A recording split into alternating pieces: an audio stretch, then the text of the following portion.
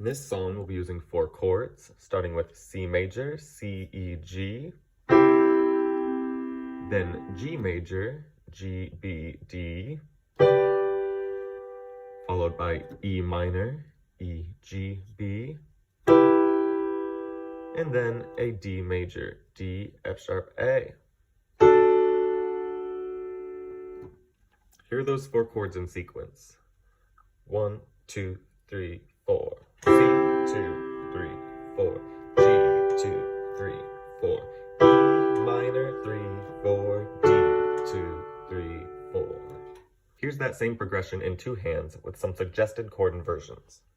1, 2, 3, start on C, 2, 3, 4. G, 2, 3, 4. E minor to D. Again, that's C,